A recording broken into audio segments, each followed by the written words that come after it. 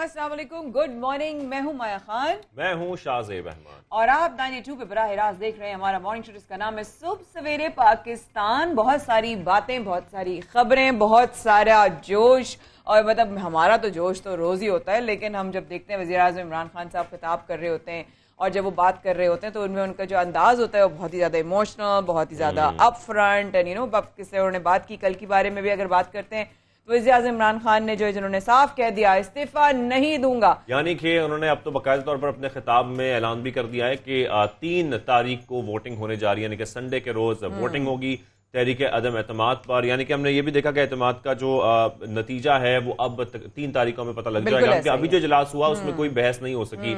इजलास शुरू हुआ और उसके बाद खत्म हो गया, लेकिन अब 3 तारीख को वोटिंग होगी और उस दिन बड़ी डिफाइनिंग मोमेंट होगी, बहुत डिफाइनिंग मोमेंट होगी एब्सोल्युटली, क्योंकि वोटिंग में जमीर बेचने वालों को कौम भूलेगी नहीं, ये भी कहा गया है। इन पुष्ट पनाही करने वालों को भी कौम माफ नहीं करेगी। लाइक आई जस्ट सेड के बहुत ज्यादा अग्रेसिव, बहुत अप फ्रंट और बहुत ज्यादा जोश और वलवले के साथ होते हैं। लेकिन कौमी असम्बली का इजलास इस तरह शाहजेब ने बताया कि संडे को हो गया तो ऑब्वियसली संडे का दिन पहला रोजा भी होगा, छुट्टी का दिन भी होगा, तो सब लोगों की जो है वो निगाहें भी वहां पर होगी। कौमी असम्बली का अहम इजलास शुरू होते ही चंद मिनट में खत्म हो गया। कल की अगर बात करते हैं तो वक्फा सवालात में अरकान एदम एतमाद पर वोट का मुतालबा करते रहे। वो जैसे कह रहे थे कि हम चाहते हैं कि जिस दिन बहस हो उसी दिन वोटिंग हो जाए, तो मुसलसल मुतालबा करते रहे, लेकिन उनके मुतालबा पर कुछ नहीं हुआ। डिप्टी स्पीकर ने इजलास इतवार तक मुलतवी कर दिया और बहस ना हो सकी, जो कि बहस होनी थी उस इजलास में। तो वो इजलास शुरू हुआ और चंद मिनट के बाद ही खत्म हो गया। अच्छा शाहजेब, खत के बहुत जिक्र हो रहा था, पहले था कि खत आया है, फिर उन्होंने खत है तो दिखाओ, जब दिखाया गया बताया गया, तो उसमें कल जो है जब वज़ीर आज़म इमरान खान ने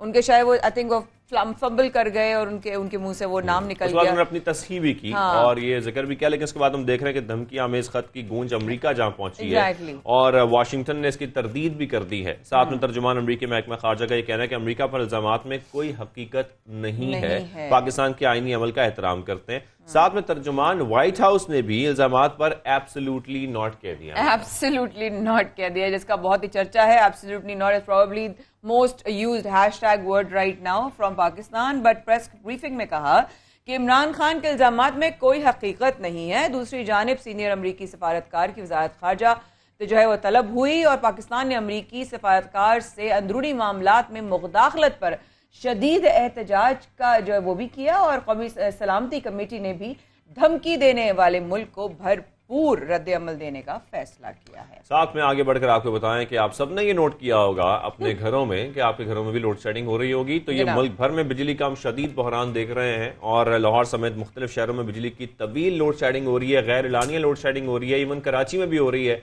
वक्फे से बिजली गायब हो रही है, जो कि बहुत अरसे से हमें इससे निजात मिली हुई थी, लेकिन अब लोगों को ये भी ज्यादा फिक्र हो रही है कि रमजान सर पर है। Exactly. ये भी हमने सुना अभी शाहजेब, 2-3 दिन से हम लोग ये भी सुन रहे थे कि जी फैसला किया गया कि रमजान में अवाम को जो है वो रिलीफ दिया जाएगा, बिजली नहीं जाएगी। लेकिन अगर रमजान से पहले हम इतना ज्यादा थक गए, डर गए कि पता नहीं बिजली होगी नहीं होगी, क्योंकि ऑब्वियसली आगे जो भी हम खबर बताएंगे आपको, क्योंकि आपको पता चलेगा मौसम में कितनी गर्मी हो गई है, कैसे रोजे विदाउट बिजली इंशाल्लाह अल्लाह हिम्मत देगा। लेकिन ये है कि गर्मी शदीद होने जा रही है, समाज जिक्र कर रही है। लेकिन यहाँ पे हम जैसे बता रहे हैं कि 500 मेगावाट तकरीबन शॉर्टफॉल जो है वो 5500 मेगावाट का है और नेपरा ने कराची के शहरियों के लिए बिजली की कीमत में 3 रुपए 27 पैसे फी यूनिट इजाफा भी कर दिया है। प्रोग्राम का आगाज करते हैं। ऑब्वियसली कल असम्बली का इजलास शुरू हुआ, फिर वो संडे तक के लिए मुलतवी हो गया और वज़ीर आज़म इमरान खान ने जो है वो स्पीच भी दी, बहुत सारी बातें, बहुत सारे सवालात खत के हवाले से। अच्छा, अगर जो है वो ऑब्वियसली तहरीक अदम एतमाद कामयाब हो जाती है तो क्या रद्द-ए-अमल, क्या इक़दाम होंगे, क्या प्लान्स हैं। सो ऑब्वियसली इस पे बात करना बहुत जरूरी है। लेकिन वही वाली बात है कि ख्वाजा आसिफ ने कहा इमरान खान मुल्क के लिए खतरनाक हो चुके हैं। ये उन्होंने किन बेसिस पे कहा शाहजेब, ये भी बहुत सारे सवाल। बहस तो नहीं हो सकी, उसके बावजूद हम देख रहे थे कि ऑपोजिशन अरकान हुकूमत पर बेइंतहा खूब गर्जे बरसे हैं और बड़ी तनकीद भी की है। जैसे कि ख्वाजा आसिफ का माया जिक्र कर रही है, उन्होंने कहा कि सियासी मकासद के लिए अमेरिका को दुश्मन बनाना चाहते हैं, अमेरिका हमारे लिए मुश्किलात पैदा कर सकता है, ये उन्होंने बयान दिया। साथ में मौलाना फजलुर रहमान बोले कि इमरान खान का जाना नहीं आना गैर मुल्की साजिश है। दूसरों को चोर कहते हैं लेकिन 4 साल में एक चोर नहीं पकड़ सकते, ना ये पकड़ सके। तो ये सियासी मामला है, इस पर गुफ्तगू करना बहुत जरूरी है, क्योंकि जिस तरीके से हम देख रहे हैं कि वज़ीर आज़म पाकिस्तान भी अब कह चुके हैं कि 3 तारीख को वोटिंग होने जा रही है तहरीक अदम एतमाद पर। तो इसी मामले पर बात करने के लिए रुकने कौमी असम्बली अली गौहर बलोच साहब हमें ज्वाइन कर चुके हैं। अली गौहर बलोच साहब बहुत शुक्रिया ज्वाइन करने के लिए। सबसे पहले तो हम ये देखते हैं कि वज़ीर आज़म का खिताब और उस प्रस्ताव में जितनी बातें की गई हैं, 3 तारीख को अब तो वोटिंग भी हो रही है, आप क्या समझते हैं? उन्होंने तो साफ कह दिया कि मैं इस्तीफा नहीं दूंगा और 3 अप्रैल को क्या फैसला होने जा रहा है वो देखा जाएगा। बिस्मिल्लाहिर्रहमानिर्रहीम। देखें, जो सूरत-ए-हाल है उसमें हमारी तो तैयारी उस दिन से मुकम्मल है जिस दिन हमने तहरीक अदम एतमाद जो है वो कौमी असम्बली में जमा करवा दी थी। और आपने देखा कि वज़ीर आज़म जो है, क्योंकि ये इक़्तिदार से चिपके हुए हैं, ये पाकिस्तान के नुमाइंदा वज़ीर आज़म नहीं हैं, ये RTS सिस्टम की पैदावार हैं, ये वोट चुरा कर आए हैं और पाकिस्तान के 22 करोड़ अवाम पर मुसल्लत होकर उनका जीना अजीरन कर दिया। अपनी और अपने हवारियों की करप्शन के ज़रिए जीना अजीरन किया, महंगाई और नालायकी के ज़रिए जीना अजीरन किया, पाकिस्तान के लाखों करोड़ों अफराद को जो है बेरोज़गार करके उनका जीना अजीरन किया। तो मैं समझता हूँ कि वज़ीर आज़म साहब और हमारी पार्टी की लीडरशिप और तमाम इत्तेहादी यही समझते हैं कि ये पाकिस्तान के ऊपर एक खुदा न खास्ता अज़ाब की सूरत पे मुसल्लत है और इनको इस वक्त इक़्तिदार से अलग जो हम कर रहे हैं और एक गैर आइनी हुकूमत को एक आइनी तरीके के साथ घर भेज रहे हैं, उसका वाहिद मकसद ये है कि पाकिस्तान के 22 करोड़ अवाम को जो है फौरी तौर पर कोई रिलीफ दिया जाए। और जो पिछले 3.5 साल से हम सब मिलके जिन हालात का सामना कर रहे हैं, जिसके लिए कि हम बिल्कुल डिज़र्व नहीं करते थे, और जिस तरफ हमें ये इमरान अहमद न्याजी साहब लेकर गए हैं हमारे मुल्क को, जिसमें मुआशी तबाही है, जिसमें सियासी इंतशार है, ताकि उससे फिलफौर निकला जाए। और यहाँ पर काबिल जिक्र बात यह भी है कि खान साहब कहते हैं कि मेरे खिलाफ, अभी आप बात कर रहे थे कि साजिश हो गई है। साजिश तो आप थे भाई पाकिस्तान के खिलाफ, जिस साजिश के तहत आप मतलब है कि वो सीटें आपकी जितवाई गई कि जिन पे आप बिल्कुल कतई तौर पर जीत नहीं सकते थे। आपने पंजाब का मैंडेट चुराया, आपने पाकिस्तान का मैंडेट चुराया। आज देख लें, अभी आपका मैं प्रोग्राम में सुन रहा था, स्टार्ट में आप खुद लोड शेडिंग का तज़किरा कर रहे थे। 12 से 13 घंटे की लोड शेडिंग इस वक्त पाकिस्तान में हो रही है। और आपको पता है कि ऐसे में कि जब हमारे मुल्क में बिजली के कारखाने मोहम्मद नवाज शरीफ साहब ने लगवाए और पाकिस्तान की जो तारीकियां दूर की, पाकिस्तान की रोशनियां बहाल की, लोड शेडिंग का खात्मा किया, फिर उसके साथ साथ आपको पता है कि महंगाई की जो रेशो थी वो 4 पॉइंट पर थी, मतलब सिंगल डिजिट पर हम लेकर आए थे। लेकिन आज आप देख लें कि जी अली और साहब, मुझे यहाँ पर ये बताइएगा, अगर वज़ीर आज़म पाकिस्तान इमरान खान जो है वो नहीं रहते तो वज़ारत उज़्मा के लिए आप उम्मीदवार है वो कौन है? अगर वो शहबाज शरीफ साहब हैं तो क्या आप समझते हैं कि तमाम जो मुत्तहदा अपोजिशन के अरकान हैं वो शहबाज शरीफ साहब को वोट करेंगे? जी बिल्कुल। जो मुत्तहदा अपोजिशन के जितने, जिसमें देखें MQM जो है उन्होंने भी ऐलान कर दिया है, उसके अलावा मतलब है कि वो बाप पार्टी के खालिद मगसी साहब और बाकी जो लोग हैं वो भी ऐलान कर चुके हैं। उसके अलावा आप देख लें कि दीगर भी कुछ आज़ाद अरकान हैं जिन्होंने ऐलान किया। कल जैसे कि मैंने आपको अर्ज किया कि 173 का फिगर मुनहरिफ अरकान के अलावा था, और जिस वक्त खान साहब ने लिया था वो 176 था, और अगर मुनहरिफ अरकान भी डाल दे तो वो तो 200 को या तो क्रॉस कर जाएगा या 200 के करीब फिगर चला जाएगा। तो इस वक्त असम्बली की भरपूर अक्सरियत जो है वो मुत्तहिदा अपोजिशन के पास है। जी माया। ठीक है, एक और साहब जी, मैं ज़हन में एक सवाल आ रहा था आपकी बात से इजाज़त के साथ कि ऑब्वियसली आपके साथ जो है अदम एतमाद जो है वो कामयाब हो, आपके नज़र में ऑब्वियसली कामयाब होने लगी है, कामयाब हो जाएगी अगर तो जो लोग आपके साथ मजीद शामिल हुए हैं वो क्या वहाँ पर मुत्तहिद हो पाएंगे कि वज़ीर आज़म किसको आप लोग मुंतखब करते हैं? क्या उस पर अग्रीमेंट होगा, नहीं होगा? क्योंकि यहाँ तो आप लोग मिल गए हैं, तो क्या इलेक्शन भी मिलकर ही लड़ेंगे नेक्स्ट आने वाले में? अगर ऐसा होता है तो पूछ रही हूँ। देखिए माया, आपका बड़ा ही इम्पोर्टेंट सवाल है। पहली बात तो ये है कि इस वक्त मुत्तहिदा अपोजिशन में जो है वज़ीर आज़म के नाम के ऊपर कोई भी इख्तलाफ राय नहीं पाया जाता, बल्कि सही पूछें तो जितनी भी पॉलिटिकल पार्टीज़ हैं वो उनमें से कोई भी वज़ारत उज़्मा का उम्मीदवार अपनी ख्वाहिश पर नहीं था, बल्कि तमाम अपोजिशन ने शहबाज शरीफ साहब को दावत दी कि आप वज़ीर आज़म बने। क्योंकि आपको पता है, आपके इल्म में है कि हालात बड़े गंभीर हैं। जिस नहज पर मुल्क को इमरान अहमद न्याजी ने अपनी लूट मार, करप्शन के जरिए और अपनी जो है नालायकियों के जरिए पहुंचा दिया है, तो इसको जाहिर है कि इन हालात को ठीक करने के लिए जिस नहज पर ये पहुंचा चुके हैं। आपको पता है कि मियां नवाज शरीफ साहब ने जब 2013 में इक़्तिदार संभाला था तो उस वक्त भी इतने बड़े चैलेंजेस थे, लेकिन हमने देखे ना, लोड शेडिंग का खात्मा किया हमने, अल्हम्दुलिल्लाह ज़रब-ए-अज़्ब शुरू करके जो मुल्क में दहशतगर्दी हो रही थी उस पर कंट्रोल किया, कराची में टारगेट किलिंग पर कंट्रोल किया, कराची की रौनकों को बहाल किया, मुल्क में सी पैक जैसा प्रोजेक्ट लेकर आए, मुल्क में इंफ्रास्ट्रक्चर को बेहतर किया, महंगाई को कम किया, रोजगार आम किया और ख़ास तौर पर हॉस्पिटल, स्कूल, कॉलेजेस की हालात जो थे, आज तो किसी हॉस्पिटल में चले जाएं दवाई नहीं, आपकी राय हमारे पास आ गई। सारी आप कमेंट कर रहे थे इस पूरी सूरत-ए-हाल पर। अली और बलोच साहब, थैंक यू वेरी मच, आपने सबसे पहले पाकिस्तान में हमें ज्वाइन किया और साथ में क्योंकि सियासी गर्मा गर्मी चल रही है तो इस पे और भी कुछ बिल्कुल और भी कुछ सियासी रहनुमा हमारे साथ मौजूद है, उनसे भी हम बात करेंगे। हमें ज्वाइन किया पीपल्स पार्टी के रहनुमा फैसल करीम कुंडी साहब ने। फैसल साहब, आपको खुशामदीद कहेंगे सबसे पहले पाकिस्तान में। सबसे पहले तो मैं आपसे एक सवाल करना चाहता हूं कि जिस तरीके से मुत्तहिदा ऑपोजिशन हुकूमत बना रही है मिलके, तो क्या आने वाले इंतखाबात में भी मिलकर इलेक्शन कैंपेन की जाएगी? बिस्मिल्लाहिर्रहमानिर्रहीम। देखें, मुत्तहिदा अपोजिशन जो है वो इकट्ठी हुई है अदम एतमाद की तहरीक के लिए इस हुकूमत के खिलाफ, और अदम एतमाद की तहरीक कामयाबी के बाद जिस तरह हुकूमत साजी होती हुकूमत बनती है, और इसमें आपको पता है कि मुख्तलिफ सियासी जमातें हैं जिसके मुख्तलिफ नज़रियात हैं, मुख्तलिफ मैनिफेस्टो हैं, सब कुछ है। ये मैं नहीं कह सकता और ये मुमकिन भी नहीं है कि इतनी जमातें जाकर इकट्ठे इलेक्शन लड़ें, क्योंकि मुख्तलिफ सियासी जमातों में ऐसे ऐसे कैंडिडेट्स मौजूद हैं जो अपने इलाकों में बहुत ज़्यादा मजबूत हैं। तो वहाँ पर पार्टीज जो है अपने कैंडिडेट्स को जो है वो खोना नहीं चाहती, ज़ाहिर नहीं करना चाहती। मुझे नहीं लगता, मे भी हो, पॉलिटिक्स में कोई हर्फ आखिर नहीं होता, मे भी हो या मे भी जो है वो अपने अपने मैनिफेस्टो पे या अपने अपने अलायंस पे जो इलेक्शन लड़े। अच्छा फैसल साहब, अब हमें इस खत की जो गूंज है वो अमेरिका तक जा पहुंची है। अब अगर अमेरिका ने जो आप सबके सामने है तो तरदीद कर दी है, तो आप क्या समझते हैं, आप हमारी रिलेशनशिप्स पे कितना इफेक्ट पड़ेगा, या अभी हमारे अमेरिका के साथ कैसे ताल्लुकात? देखिए, बड़ा अफसोसनाक बात है कि इमरान खान ने फॉरेन ऑफिस को जो है अपनी ज़ाती अना के लिए, अपनी एक सीट के लिए इस्तेमाल किया। तमाम दुनिया में हमारे सफारतकारों को जो है उन्होंने लेट डाउन किया।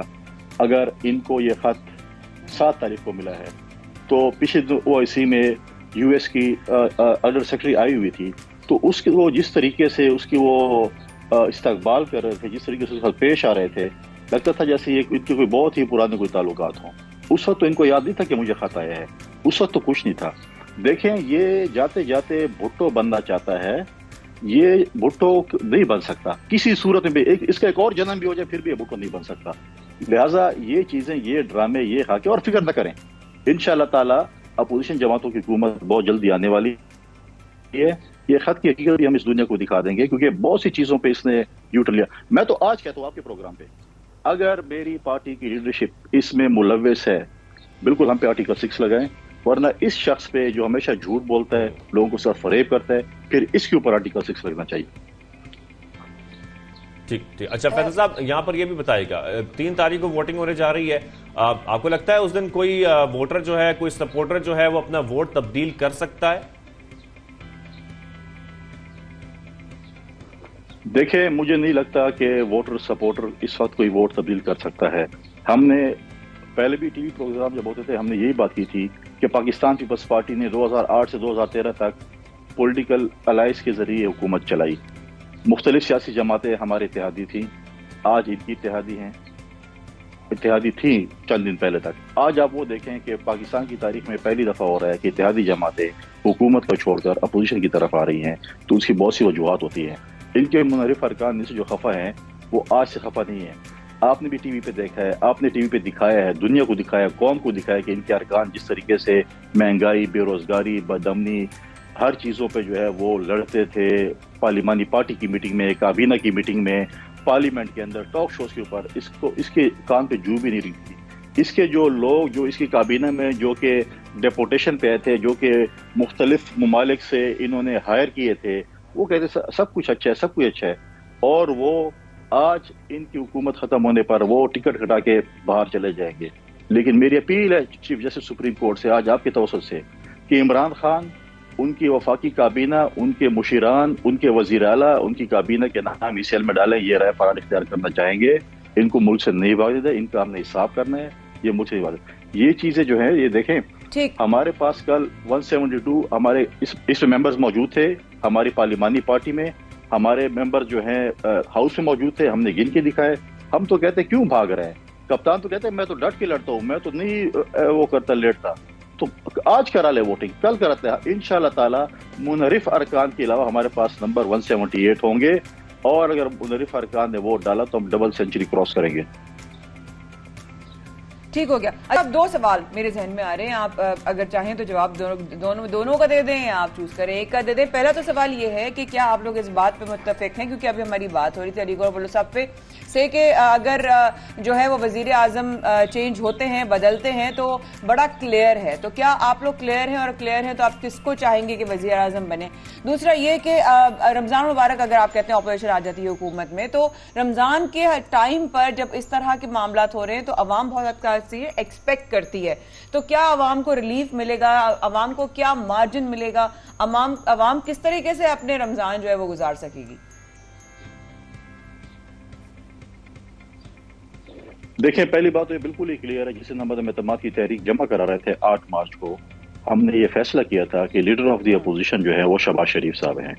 लीडर ऑफ द अपोजिशन जो होता है वो प्राइम मिनिस्टर इन वेटिंग होता है। तो हमने पहले दिन से ही फैसला किया था कि शहबाज शरीफ साहब जो हैं वो वजीर आजम होंगे। जहां तक आपने बात की, ये बहुत अहम बात है। इस मुल्क को तबाह और बर्बाद इस हुकूमत ने किया है, इसको वापस ठीक करने में टाइम लगेगा। ये बहुत बड़ी जिम्मेवारी होगी आने वाली हुकूमत की, और हमारी भरपूर कोशिश होगी, हमारी जो हम उनके अलाइज होंगे, हम साथ हुकूमत के मिलकर अवाम को रिलीफ देने के लिए भरपूर कोशिश करेंगे, और इंशाल्लाह ताला अवाम को रिलीफ महसूस होगा। और आप देखेंगे, क्योंकि सबसे पहली प्रायोरिटी ये होगी कि हमने किसी तरीके, जिस तरीके से भी हो, हमें महंगाई पे कंट्रोल करना पड़ेगा, और इंशाल्लाह उसके ऊपर हमारा काम शुरू है, और आप देखेंगे इंशाल्लाह अवाम को रिलीफ मिलेगा। अच्छा, बिल्कुल, यहाँ पे हम आपसे ये सवाल करना चाह रहे थे फैसल साहब कि वजीर आजम का तो फैसला आप लोग कर चुके हैं मुश्तरका तौर पर कि किसको आगे लेकर आना है और किस पे वोटिंग होनी है, क्या वजारतों के हवाले से भी कोई फैसला हुआ है मुतहदा अपोजिशन में? देखिए, पार्टी लीडरशिप्स ने बैठना है, उस पर काबीना का फैसला करना है, फिर हमने speaker, deputy speaker, chairman senate, deputy chairman senate, Punjab का वजीर आला, केपी का वजीर आला, ये बहुत सी चीजें, अभी गवर्नर्स हैं, बहुत सी चीजें हैं जो कि होनी है, और इसके फैसले पार्टी लीडरशिप से बैठना है, उन्होंने फैसला करना है, और इंशाल्लाह ताला बहुत जल्द ये चीज भी जो है, पहला जो हमारा टास्क है, पहला जो हमारा एजेंडा है कि इस हुकूमत से छुटकारा हासिल किया जाए, वो इंशाल्लाह ताला इतवार को ये कौम जो है खुशखबरी सुनेगी कि वो अंधेरों से निकल रही है, और ये जो कैबिनेट है और बाकी चीजें, ये इतना बड़ा मसला नहीं है, इंशाल्लाह ये बहुत आसानी से हल हो जाएगा। Right, thank you so much Faisal कुंडी साहब, आपने वक्त दिया और आपने बहुत सारे सवाल के जवाब भी दिए। Thank you so much for being part of the show. Have a very good morning. एक सवाल जहन में आते आते वक्फे की तरफ जाएंगे शाहजेब के, हम अब तक की 3-3.5 साल की वक्त में ये सुनते रहे कि जी जो पिछली हुकूमतों ने पाकिस्तान का जो है वो ऐसी की तैसी मचाई है, हम उसको सही करने में टाइम लगेगा। अब फैसल करीम कुंडी साहब ये कह गए कि अब जो है हालात बड़े खराब हुए हैं, इसको हमें ठीक करने में टाइम लगेगा। अवाम को सिर्फ ये इंतजार है कि हालात बेहतर कब होंगे, वो हालात बेहतर होने का इंतजार है। Stay with us. We'll be right back.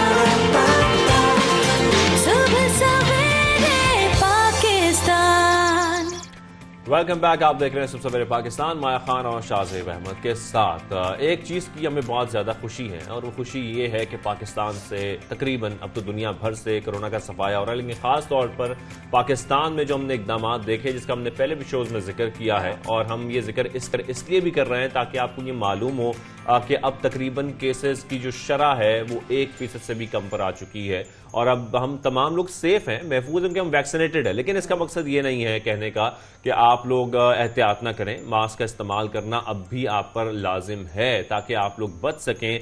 हो सकता है या अल्लाह ना करे अगर कोई नया वेरिएंट आता भी हम आया तो हम उससे एहतियात तो कर सकें एटलीस्ट। बिल्कुल, आई थिंक अब हम ट्रेन हो चुके हैं, और अगर अब तक भी हम ट्रेन नहीं हुए तो तमाम जो कोशिशें और काविशें थी फिर उनका कोई फायदा नहीं हुआ। वो हमारे ऑब्वियसली हमें मुश्किल टाइम में हमें उससे गुजरने के लिए, हमारी बॉडी, हमारे इम्यून सिस्टम को स्ट्रांग करने के लिए, और हमारे अपने और हम खुद महफूज रह सकें, सब उसी के लिए ऑब्वियसली। लेकिन साथ साथ अगर बढ़े तो एनसीओसी के जो है NIH में जो है वो जम कर दिया गया है। अगर हम अभी जिस हवाले से बात हो रही थी, बिल्कुल, नेशनल कमांड ऑपरेशन सेंटर को अब बंद कर दिया गया है। लेकिन साथ में वज़ीर आज़म पाकिस्तान इमरान खान ने उनको मुबारकबाद भी पेश की है और टीम को साथ अप्रिशिएट भी किया है। जिस तरीके से उसके नतीजे हम देख रहे हैं कि आलमी सतह पर भी पाकिस्तान के इकदाम को सराहा जा रहा है। तो इसी मामले पर बात करने के लिए आज हमारे साथ मौजूद है वज़ीर आज़म पाकिस्तान इमरान खान के मुआविन खुसूसी बराए सेहत डॉक्टर फैसल सुल्तान। डॉक्टर साहब, आपको खुशामदीद करेंगे सबसे पहले पाकिस्तान में। डॉक्टर साहब, यकीनी तौर पर जो हालात हमने देखे हैं पाकिस्तान के, इवन दुनिया भर के बड़े मुश्किल हालात थे, उसमें टैकल करना, उसमें इकदाम ऐसे उठाना कि लोगों को महफूज भी रखा जाए लेकिन उनका रोजगार भी बंद ना हो, ये बड़ा मुश्किल काम था। अब मैं आज आपसे यही पूछना चाहता हूं कि ये मुश्किल सफर आपका कैसा गुजरा, इस मंजिल तक पहुंचने में आपको कितनी मुश्किलात दरपेश आई? बहुत शुक्रिया जी। ये सफर मुश्किल जरूर था लेकिन रिवॉर्डिंग था। इसमें हमने बहुत कुछ सीखा बतौर मुल्क, और हमारे NCOC में जो एज एन इदारा, एज ए कोऑर्डिनेटिंग मैकेनिज्म, वहाँ बहुत सीखा। मैंने ज़ाती तौर पे बहुत सीखा। हमारी टीम के तमाम मेंबर्स ने इसमें प्लानिंग, प्रिपेयर्डनेस, डेटा को बेहतर तौर पे समझने की कोशिश, आलमी डेटा को एनालाइज करने की काबिलियत, अपने आप को तैयार करना और out of the box thinking, ये वो तमाम चीज़ें हैं जिस डोमेन्स में हमने हमारी एक ट्रेनिंग हुई है, हमारे सिस्टम की ट्रेनिंग हुई है। तो मैं तो बहुत शुक्रगुजार हूँ कि मुझे इस मौके पे सर्व करने का मौका मिला। मुश्किल दिन थे जी, बिल्कुल, इसमें कोई शक नहीं। अनसर्टेनिटी बहुत थी, अननोन्स बहुत ज़्यादा थे, लेकिन उसके बावजूद सब लोग साबित कदम रहे और इसमें हम थोड़ी बेहतर सिचुएशन में आने में के काबिल हो गए। तो एक बहुत अच्छा एक्सपीरियंस रहा, सीखने के हवाले से भी और आइंदा प्रिपरेशन। डॉक्टर साहब, दूसरा NCOC खत्म हो गया, अब अगर हम ये पूछते हैं कि NIH जो है वो कंटिन्यू करेगा या वैसे ही मामलात रहेंगे, तसलसल बरकरार रहेगा, अब क्या हिकमत अमली होगी, future plans and how to take it forward? बहुत, ये पिछले 1 साल से हम इस चीज पे काम कर रहे थे कि NCOC जब ट्रांजिशन करेगा तो ये इसका क्या सूरत हाल होगी, इसकी क्या हैत होगी, हम इसको किधर लेके जाएंगे इस फंक्शनैलिटी। तो तकरीबन 2 साल पहले से हम जो कौमी इदारा सेहत है उसकी रिफॉर्म का एक कानून ला रहे थे, वो इवेंचुअली पास हुआ। उसमें नेशनल इंस्टीट्यूट ऑफ हेल्थ को एक बड़े हाई लेवल और केपेबल गवर्निंग बोर्ड के नीचे डाला गया है और उसके अंदर 7 मुख्तलिफ इंस्टीट्यूट्स कायम की गई, जिसमें एक जो है वो सेंटर फॉर डिजीज कंट्रोल है, ताकि जो इस तरह की बीमारियां हैं इस पे काबू पाने की सलाहियत हो, CDC के नाम से। अच्छा, उसकी जो लीडरशिप है इस वक्त हायर हो रही है, उसका स्टाफ कुछ मौजूद है, और ये पिछले कई महीनों से वो ओवरलैप कर रहे थे NCOC के साथ। तो बहुत सारी चीजें जो वहां सीखी गई उसको अडॉप्ट करके अब वो अपने NIH में ले गए हैं। तो इंशाल्लाह आप देखेंगे ये बहुत मौसर इदारा साबित हो। साथ में डॉक्टर साहब ये भी बताएगा इस वक्त कोरोना की क्या सूरत हाल है, अगर हम मुल्क भर की बात करते हैं कि हम ये तो सुन रहे हैं कि शरह 1% हो गई है, लेकिन अभी भी केसेस सामने आ रहे हैं। क्या अभी भी कोविड एग्जिस्ट कर रहा है पाकिस्तान में? ये एग्जिस्ट तो कर रहा है, लेकिन जो शरह है वो 1% से कम है। अब शरह, चूंकि बहुत इस पे बात होती रहती है लेकिन कई दफा लोगों को नहीं मालूम होता, बता दें शरह से क्या मुराद है कि अगर 100 टेस्ट होते हैं तो उसमें से कितने टेस्ट पॉजिटिव आते हैं।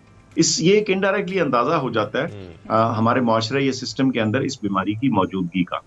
तो आपको मैं बता सकता हूँ कि 1% से कम का मतलब यह है कि 100 में से यानी 1 से कम या 200 में से 1 के करीब जो है जो टेस्ट हैं वो पॉजिटिव आ रहे हैं। इसका मतलब सिर्फ इतना है कि बीमारी की जो शिद्दत है वो कम हो चुकी है, लेकिन जीरो नहीं है। अच्छा। अभी भी मैं समझता हूँ कि अगर ऐसी जगह में हम जहाँ जाएं जहाँ बहुत हुजूम हो और तंग जगह हो, जहाँ वेंटिलेशन ना हो, एक कमरा है उसमें ज्यादा लोग हैं, तो वहाँ मास्क पहन लेना, खास तौर पे अगर आपका इम्यून सिस्टम किसी वजह से कमजोर है तो वो जरूरी है। दूसरा, ना भूलिए वैक्सीनेशन।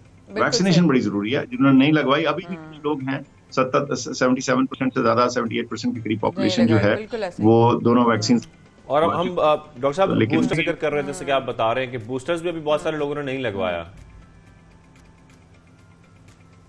जी, हमने ये भी कहा है कि देखिए, अगर आपको 6 माह से ज्यादा गुजर गए हैं, आखिरी डोज लगाया, तो बूस्टर लगवा लें, उसका खर्च नहीं और उसमें से एक्चुअली फायदा होगा, और वैक्सीन मौजूद है और फ्री है, तो इसमें तौक़ुफ़ या कोई वो हेजिटेशन नहीं होनी चाहिए।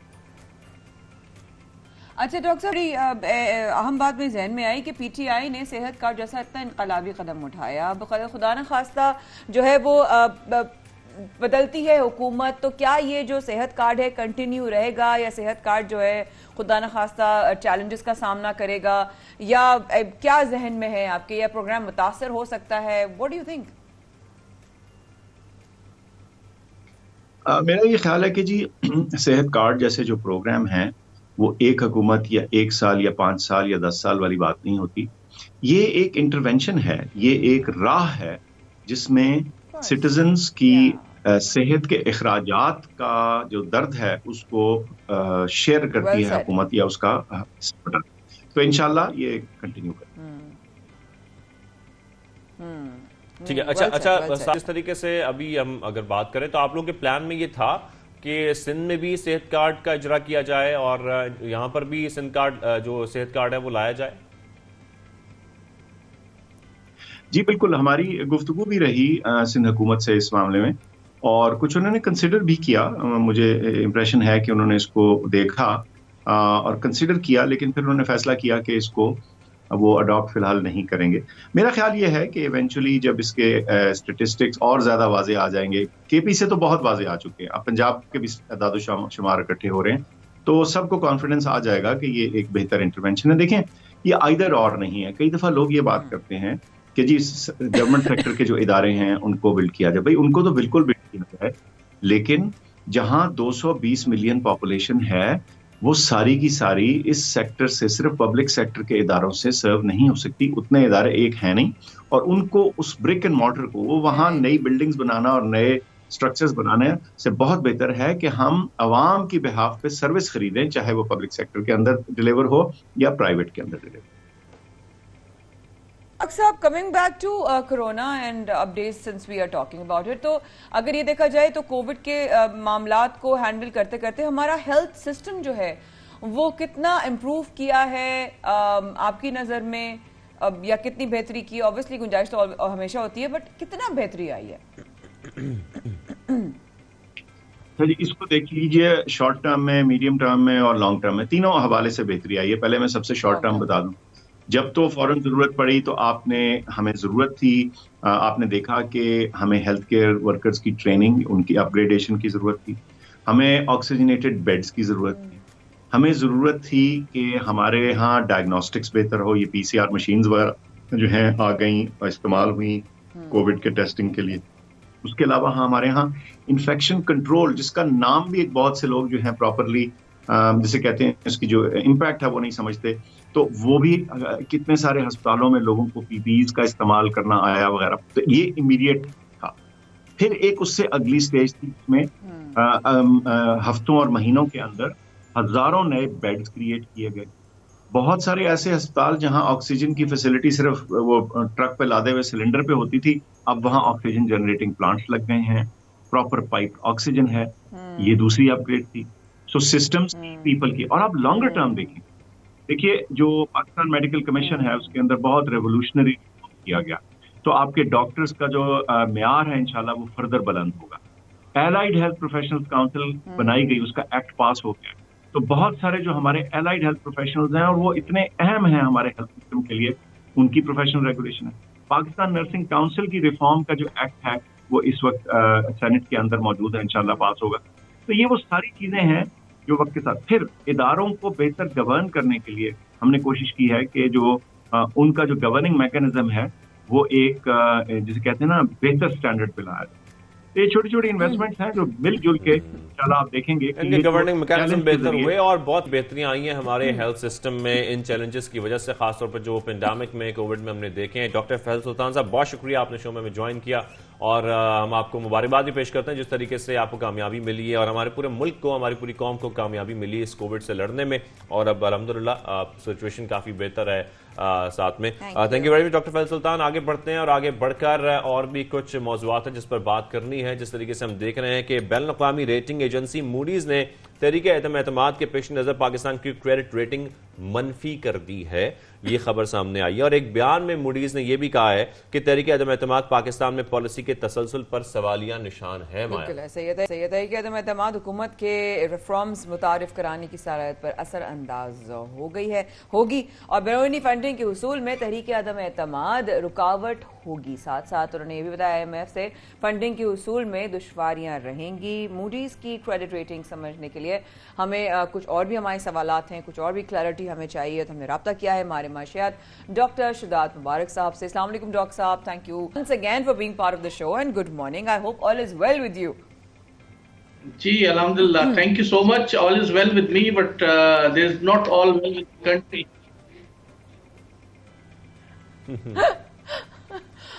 ऑफ कोर्स डॉक्टर साहब का जो है वो बड़े शाज़ेपुर में बहुत एंजॉय करते हैं आपके जवाबात। तो सबसे ज़्यादा डॉक्टर साहब ये है कि क्रेडिट रेटिंग जो है वो इसको हम कैसे देखते हैं, हमें ज़रा समझा भी दीजिएगा। क्या वाकई आलमी सतह पर मुल्क के लिए मुश्किलात पैदा हो रही हैं? We want to have another clearer picture for our upcoming future days. जी डॉक्टर साहब। जी बिल्कुल बिल्कुल, देखिए ये बिल्कुल सही बात है जो कि मूडीज की रिपोर्ट में जिसको बड़ा डिटेल से उसका जिक्र किया गया है कि जब भी आपकी इंटरनेशनल रेटिंग कम होती है तो उसमें आप ये समझ लीजिए कि आपको जब भी आप कर्जा लेंगे तो आपको ज्यादा सूद देना पड़ेगा। इसकी एक मिसाल आपके सामने है कि जैसे ही अब IMF से हम नेगोशिएशंस कर रहे हैं तो मूडीज की इस माइनस रेटिंग के साथ ही IMF के उनका एतवार बदल गया। वो कह रहे हैं कि अब रीनेगोशिएट होगा आपकी जो अगली लोन की इंस्टॉलमेंट है। एक बात। सेकेंडली आपका इसका सारे का सारा प्रेशर आएगा आपके फॉरेन रिजर्व के ऊपर, आपके करंट अकाउंट डेफिसिट के ऊपर अच्छा खासा प्रेशर आएगा। और ये भी मैं आपको गोशगुजार कर दूं कि अनफॉर्चुनेटली इस साल पाकिस्तान तारीख का सबसे बड़ा करंट अकाउंट डेफिसिट रिकॉर्ड करने जा रहा है। इसको आम आदमी की समझ के लिए आप ये मैं गोशगुजार कर देता हूं कि इसका मतलब यह है कि आपकी करेंसी और मजीद डीवैल्यू होने जा रही है और जिससे आपकी कॉस्ट ऑफ प्रोडक्शन भी बढ़ जाएगी और मजीद महंगाई में इजाफा होगा। इसकी एक मिसाल एक्सेलरेटेड पेस पे, अल्लाह ना करे पाकिस्तान के ऐसा हो, हमारे रीजन में श्रीलंका मौजूद है। क्योंकि महंगाई से जब बात आगे बढ़ती है तो फिर ये होता है कि बहुत सारे ममालिक आपके साथ तिजारत बंद कर देते हैं क्योंकि उनको पता होता है कि ये मुल्क अब पे नहीं कर पाएगा, इनके पास डॉलर्स या फॉरेन रिजर्व्स नहीं है। अल्हम्दुलिल्लाह पाकिस्तान के साथ ऐसी सिचुएशन नहीं है, लेकिन इसके बावजूद भी हमारे यहाँ जो सूरत बनती नजर आ रही है इसमें महंगाई में मजीद इजाफा, बेरोजगारी में मजीद इजाफा और एक स्टेगनेंट इकोनॉमिक ग्रोथ की सिचुएशन नजर आ रही है। और इस साल के शुरू में जैसे हमने डिस्कस किया था कि ये साल शुरू से ही जो है ना वो पाकिस्तान की इकोनॉमी के लिए बड़ा अजीबोगरीब साल था और लगता ऐसे है कि पाकिस्तान की जो मुआशी मुश्किलात है उसमें मजीद इजाफा होता चला जाएगा। जैसे कि डॉक्टर साहब आप जिक्र भी कर रहे हैं बैरूनी फंडिंग का, या अगर हम IMF की बात कर लें और उसकी जो फंडिंग के हसूल में हमें मुश्किलात पैदा हो सकती हैं, तो सर फिर ये बताइएगा डॉक्टर साहब कि किस किस्म के चैलेंजेस का सामना करना पड़ सकता है? जैसे कि आप बता रहे हैं ये महंगाई बढ़ जाएगी, मजीद प्रॉब्लम्स आ जाएंगी, लेकिन ये मुश्किलात किस हद तक बढ़ सकती हैं, खासतौर पर अगर हम इस साल की 2022 की बात करें तो? देखिए एक तो जाहिर है कि अगर IMF ने हमें इस मौके पे फंडिंग नहीं दी तो हमें देखना पड़ेगा अपने दोस्त ममालिक की तरफ, बिलखुसूस चाइना और सऊदी अरेबिया की तरफ के जो उन्होंने ऑलरेडी हमें दी हुई है, जो बोरो किया हुआ है हमें, उन्होंने लेंड की हुई है जो भी अमाउंट्स, क्या हमें उसको एक्सटेंड करते हैं उसके पीरियड को या नहीं करते। और उसके साथ साथ हमें जो दूसरे दोस्त ममालिक है शायद उनकी तरफ भी देखना पड़े, एक बात। दूसरा ये कि अगर सिचुएशन इसी तरह से रहती है, फॉर एग्जांपल चाइना भी कहता है कि उन्होंने जो $2 बिलियन दिए वो उनको वापस करें, सऊदी अरब भी कहता है कि वो भी उनको जो अमाउंट है हम उनको भी वापस करें, तो खुदा न खास्ता ऐसी सूरत हाल हो सकती है कि पाकिस्तान बैंकरप्सी की तरफ जा सकता है। बैंकरप्सी का मतलब शाज़ेब ये है कि पाकिस्तान के साथ पॉसिबली बहुत सारे ममालिक इंटरनेशनल ट्रेड नहीं करना चाहेंगे। इसका मतलब ये कि जिन ममालिक से हम इंपोर्ट करते हैं चीजें या एक्सपोर्ट करते हैं शायद वो हमारे साथ इंपोर्ट एक्सपोर्ट में इंटरेस्टेड ना हो, क्योंकि दुनिया में लोगों का ट्रस्ट पे उस मुल्क से उठ जाता है जैसे श्रीलंका के साथ हुआ। तो मेरा ख्याल ये है कि चाहे ये गवर्नमेंट रहे जिसके चांसेस कम है या जो नई गवर्नमेंट आती है उसको इमीडिएटली इंपोर्ट के ऊपर जो लग्जरियस इंपोर्ट्स हैं या इवन जो कि मीडियम लेवल की बेसिक अशिया इंपोर्ट हो रही हैं, उसके ऊपर डायरेक्टली पाबंदी लगानी चाहिए, क्योंकि पाकिस्तान की इंपोर्ट इस पूरे के पूरे प्रोसेस को और हमारे करंट अकाउंट के खसारे को ये वाइडर कर रही है और हमारे लिए आगे मुसीबत क्रिएट हो रही हैं। एक और मैं आपको इसमें चीज ऐड कर दूं, FATF की अभी इनफॉर्मल मीटिंग्स जारी हैं और मुझे ये लगता है, और दूसरे भी इकोनॉमिस्ट ये कह रहे हैं कि शायद पाकिस्तान ग्रे लिस्ट से ना निकल पाए, इसके बावजूद कि हमने उनके सारे के सारे पॉइंट्स मान लिए और एक्सपेक्ट ही किया जा रहा था कि अब जो FATF की मीटिंग उसमें हमें ग्रे लिस्ट से निकाल दिया जाएगा, लेकिन अभी ये लग रहा है कि हम बदस्तूर ग्रे लिस्ट के अंदर मेंटेन रहेंगे। ग्रे लिस्ट के अंदर मेंटेन रहेंगे। अच्छा डॉक्टर साहब, जरा सा एक आम आदमी के लिए भी क्लियर करते हुए जाइएगा कि अगर हम मोडीज के खर्चे की बात करते हैं तो उसने JDP का खसारा 5 से 6% रहेगा, इसमें पाकिस्तान के ऊपर क्या असरात हो सकते हैं? मैं चाह रही हूँ कि आप जरा से एक आम आदमी जिसको नहीं पता इन सारी डिटेल्स का या इतनी टेक्निकलिटीज का, वो किस तरह समझ सकता है इस मामले को? जी देखिए, जो करंट अकाउंट का खसारा है वो GDP का 6% रहेगा। इसका मतलब ये कि हमें जो बैरून मुल्क अदायगियां करनी है वो हमारे पास जो जितनी अमाउंट है उससे कहीं कम है। तो सीधी सीधी बात है कि ये सारे, जब ऐसी सूरत में आपकी करेंसी की डिवैल्यूएशन होती है, मतलब अब 183.5 पे अगर पाकिस्तानी PKR जो USD PKR ट्रेड हो रहा है तो आपकी करेंसी मजीद डिवैल्यू हो जाएगी। जब करेंसी डिवैल्यू होती है तो ऑटोमेटिकली आपकी प्राइसेस बढ़ जाती हैं और ऑटोमेटिकली आपको आपकी जो इंपोर्ट ड्रिवन जो प्रोडक्ट्स हैं उनकी कॉस्ट बढ़ जाती है, उनकी कीमतें बढ़ जाती हैं। और ये सिचुएशन अगर लॉन्ग टर्म में प्रिवेल करती है, लंबे अरसे के लिए प्रिवेल करती है, तो फिर ये होता है कि एक तो महंगाई बढ़ गई, चले महंगी उसमें प्राइस में एक प्रोडक्ट मिल रही है, लेकिन खुदा न खास्ता एक ऐसी सूरत भी आ जाती है कि आपके पास पैसे है, आपके पास करेंसी है, बट आपके पास कोई अशिया मौजूद नहीं है खरीदने के लिए। जैसे श्रीलंका में, मैंने बार बार मैं उसकी मिसाल इसलिए दे रहा हूं कि श्रीलंका के अंदर बहुत सारे लोगों के पास पैसे होंगे लेकिन वहां पे पेपर नहीं है एग्जाम बच्चों के देने के लिए, वहां पे और बहुत सारी चीजें, क्योंकि जी साहब यहाँ पे श्रीलंका में वाकई ये बहरान चल रहे हैं, लेकिन पाकिस्तान के बारे में एक चीज आपसे ये भी समझना चाह रहा हूं, जिस तरीके से हमने देखा है कि माजी में IMF ने कुछ जो तहफ़्फ़ुज़ात हैं उसका इजहार किया है और रिलीफ पैकेज के हवाले से खासतौर पर जो हुकूमत के थे। अब अगर हम थोड़ी सी सियासत को भी देख लें, जो इस वक्त गर्मा गर्मी चल रही है, अगर हुकूमत बदल जाती है, चेंज हो जाती है, तो उसके बाद क्या रीनेगोशिएट होगा IMF के साथ? और फिर जैसा कि हम देख रहे हैं कि पहले तहफ़्फ़ुज़ात का इजहार किया जा चुका है रिलीफ पैकेजेस पे, अब तो रमजान भी आ रहा है, इसका मतलब है कि आने वाले चंद 3-4 माह में महंगाई बहुत ऊपर जाएगी। जी बिल्कुल IMF के पैकेज को भी रीनेगोशिएट किया जाएगा, पॉसिबल इंटरेस्ट रेट बढ़ जाएगा। उसके साथ साथ मैं आपको ये भी बताता चलूं कि आपकी पेट्रोलियम प्राइसेस में भी 19 से 20 रुपए इजाफा, जो पेट्रोल पे और जो बाकी जो पेट्रोलियम प्रोडक्ट्स हैं उनके ऊपर भी अकॉर्डिंगली उसमें इजाफा होने जा रहा है। और ये मेरा ख्याल है कि ये भी चंद एक डेढ़ हफ्ते में हो जाए। जी बिल्कुल क्योंकि जो इंटरनेशनल क्रूड ऑयल ठीक है डॉक्टर साहब, मतलब थैंक यू वेरी मच। बिल्कुल, ये 19 से 20 रुपए डॉक्टर साहब ने कहे ना, आखिर में हम शेक हो रहे, तो आप हमारे साथ रहिएगा। इससे पहले हम थोड़ा सा अपने आप को कंपोज करें, तो सबसे पहले पाकिस्तान में थोड़ा सा वक्फा लेते हैं और दुनिया गोल चक्कर बाकी है। Please do stay with us. 15 से 20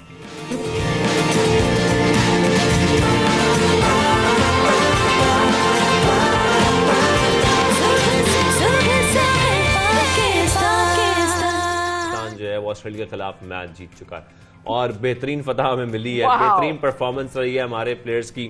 हम अगर जितने हमारे बैटर्स थे उनकी बात करें, बॉलर्स की बात करें, तो खासतौर पर बैटर्स की अगर हम बात करें तो हमारे बाबर आजम हो, इमामुल हक हो, दोनों ने सेंचुरियां बनाई। कैसे जैसे कैसे हुआ ये कैसे हुआ ये कैसे हुआ Shajib? How is it possibly? कैसे हो गया इतने अरसे से जो बरकरार रख रहे थे शिकस्त किया रिकॉर्ड, कैसे हो गया ये? नहीं हमारी टीम माशाल्लाह अच्छा खेलती है, कभी कभी कुछ ऊंच नीच हो जाती है लेकिन उसके बाद वो कम बैक करते हैं और यही बात बहुत जरूरी है कि आपका कम बैक करना, आपका परफॉर्म करना बहुत जरूरी है।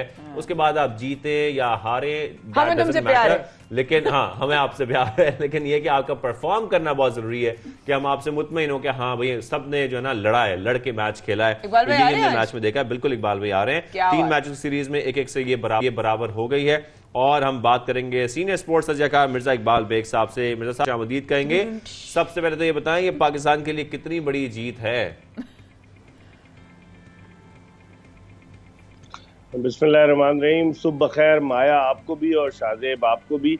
यकीनन जिस तरह आप बता रहे थे कि Pakistani cricket team, good morning, Pakistani cricket team एक ऐसी टीम है जो कभी भी खुशी देती है और कभी भी गम देती है।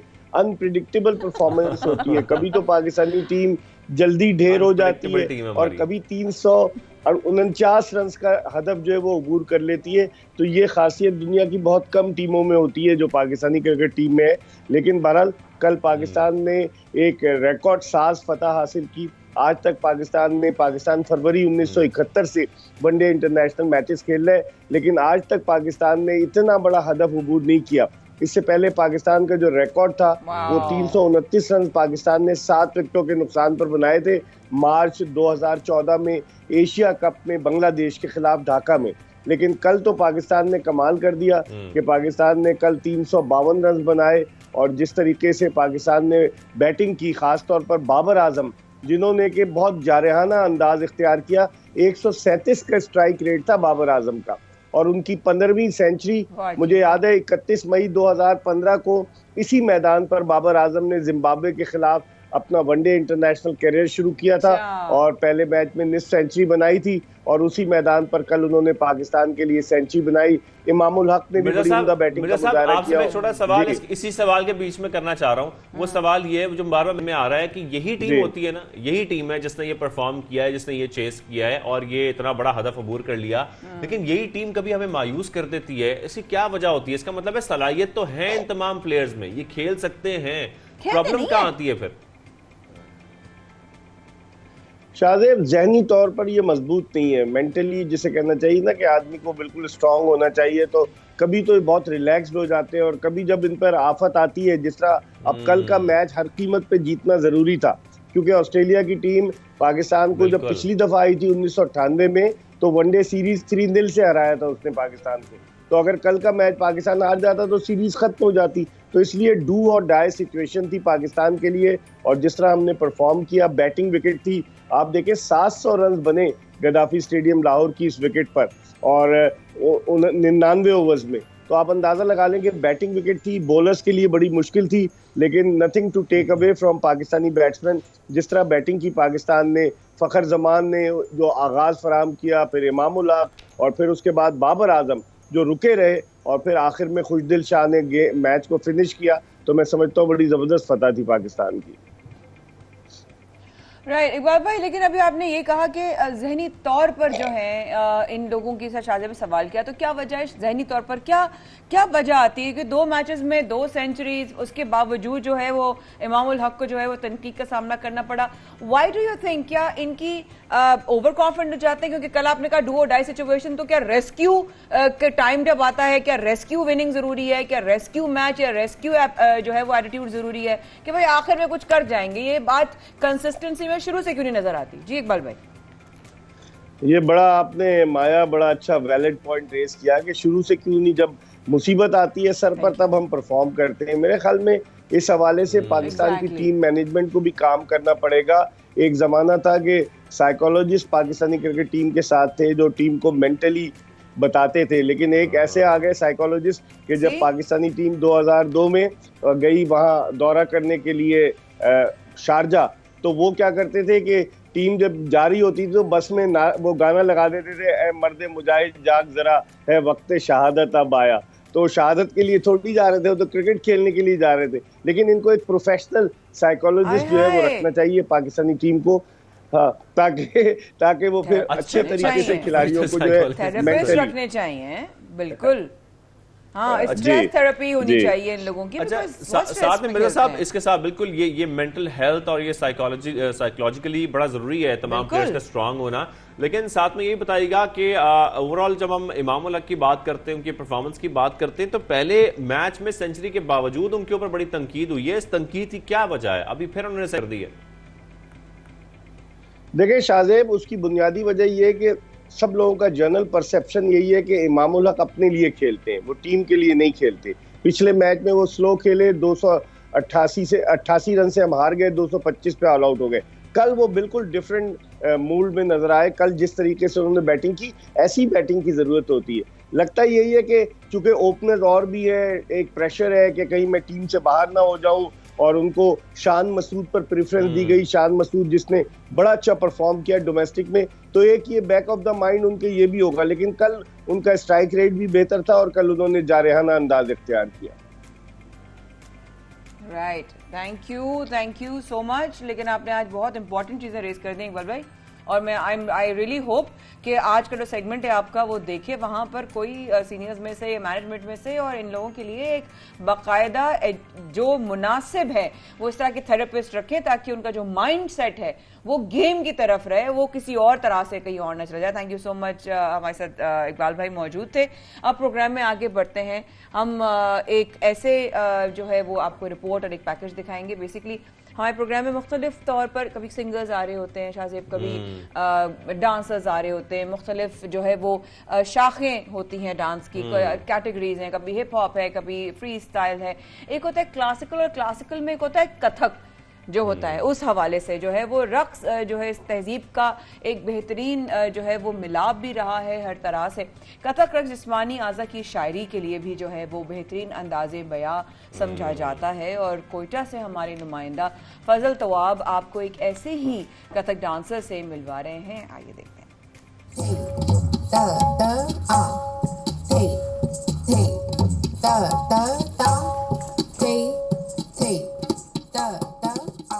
फ़नून लतीफ़ा में मौसीकी, सुर, ताल और गायकी के मुख्तलिफ अंदाज के साथ साथ रक्स भी जज्बात के इजहार की निहायत लतीफ़ और खूबसूरत शक्ल है। बलोचिस्तान के इलाके अवारान से ताल्लुक़ रखने वाले अहमद इब्ने सकीना भी जज्बात के इसी हसीन इजहार से वाबस्ता हैं।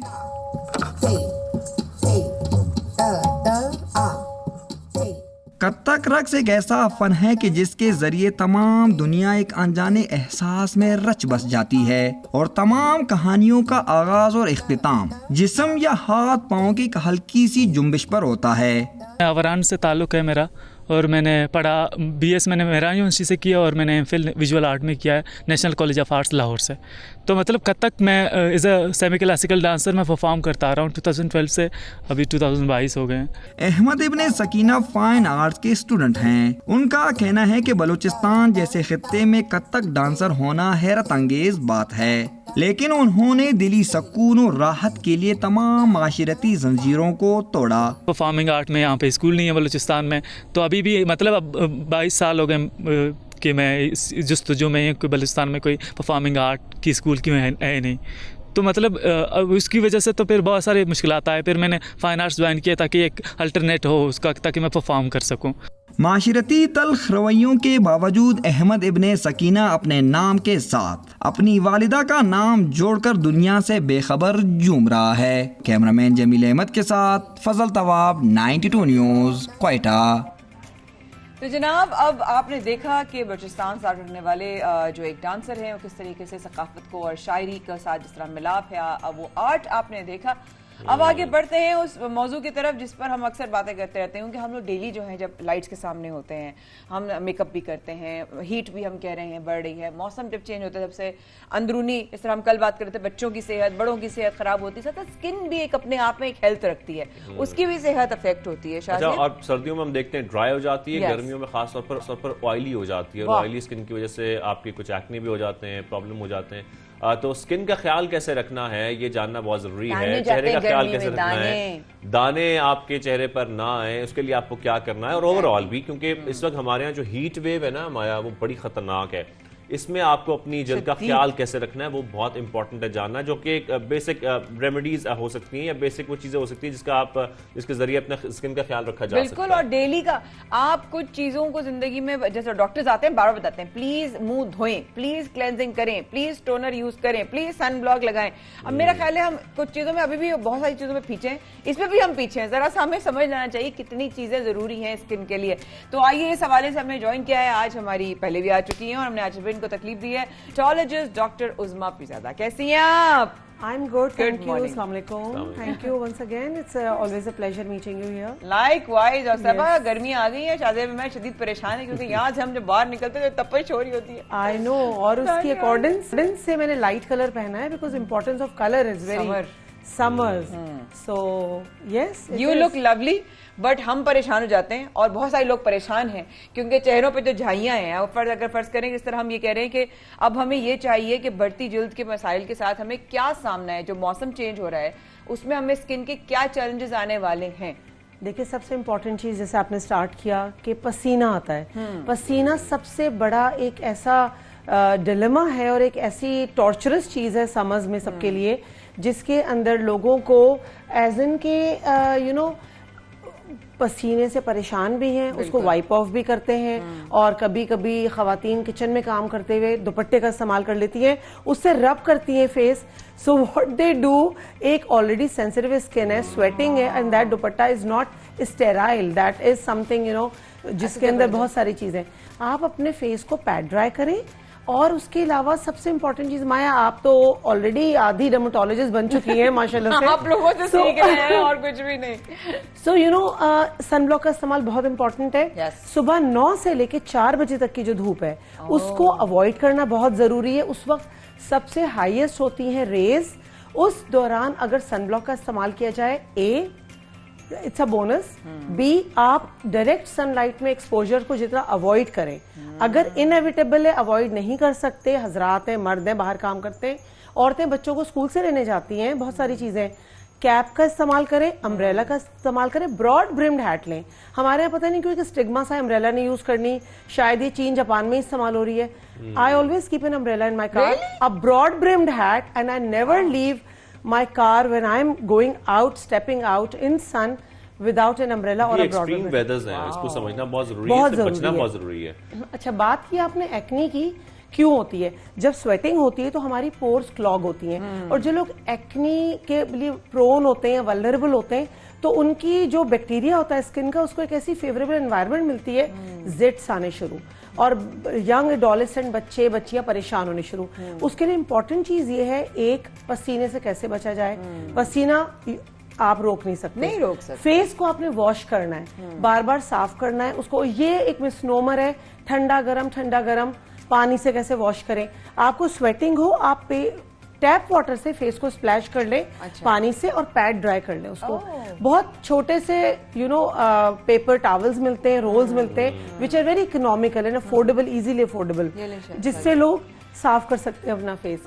Second important part is that sunblock का इस्तेमाल मैं हमेशा रिटरेट करती हूँ कितना इंपॉर्टेंट है, अपनी स्किन टाइप के हिसाब से, और उसको रिपीट करें। अगर आप स्वेट ज्यादा करते हैं तो एवरी 2 आवर्ली आप उसको लगाएं। और जैसे माया आपने बताया लाइट का एक्सपोजर, जो मैंने लास्ट टाइम भी बताया था, मोबाइल का इस्तेमाल, लाइट का exposure, this is so unhealthy. तीसरी इंपॉर्टेंट चीज है वाटर इनटेक।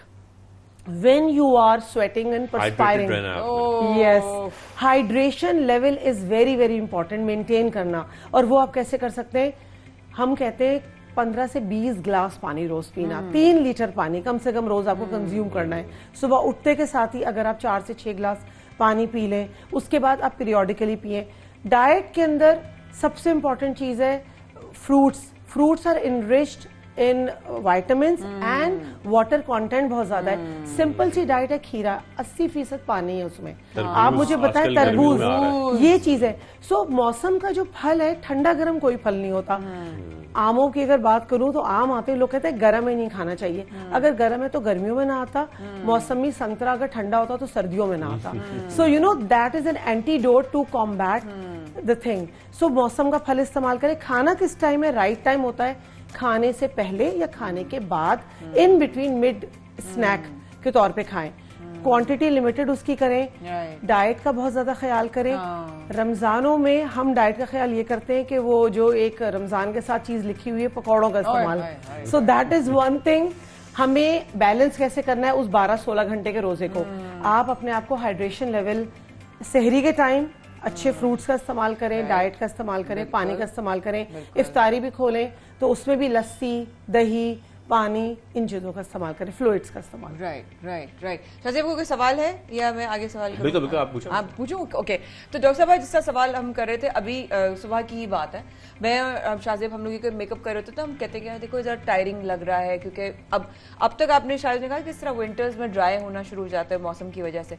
अब मुझे ये बात बताइए कि एक इंसान, इस तरह आपने कहा पानी छपका मार ले, या क्या हम पानी को छोटे छोटे स्प्रे बॉटल्स में रख सकते हैं और बिल्कुल, क्या हम उसमें हल्का सा अर्के गुलाब भी डाल बिल्कुल सकते हैं? बिल्कुल डेफिनेटली वो टोनर का काम करता है। हाँ। और आप उसको फ्रिज में रख लें बॉटल को और स्प्रे कर लें, स्प्रिंकल कर लें।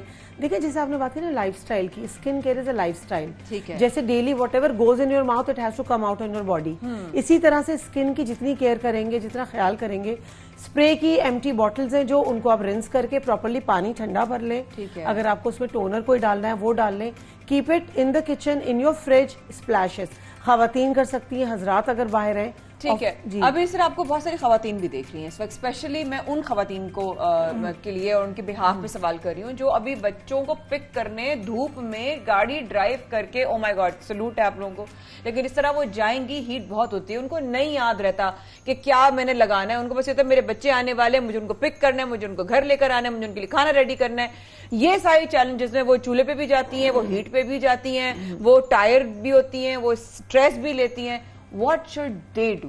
देखिए सबसे इंपॉर्टेंट चीज, अगर वो ड्राइव कर रही हैं, कुछ नहीं कर सकती, गाड़ी के डैशबोर्ड पे ग्लव्स रख लें, ग्लव्स पहन लें, डायरेक्ट व्हाइट ग्लव्स, ब्लैक नहीं। मैंने बहुत खवातीन को देखा ब्लैक।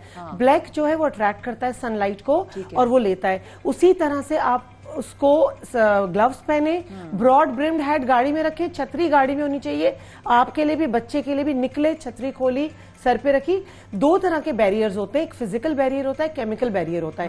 केमिकल बैरियर है सन ब्लॉक में, लगाना भूल गए कोई बात नहीं, प्लीज गाड़ी से निकलते हुए जैसे चाबी निकाल रहे हैं, अम्ब्रेला निकाल लें, and then you have to put it on your head and then you have to go in the school. मैं तो पेशेंट को कहती हूँ, रजिस्टर है, स्टूडेंट्स हैं लड़कियां, वो आप रखें एज अ बैरियर अपने सर पे।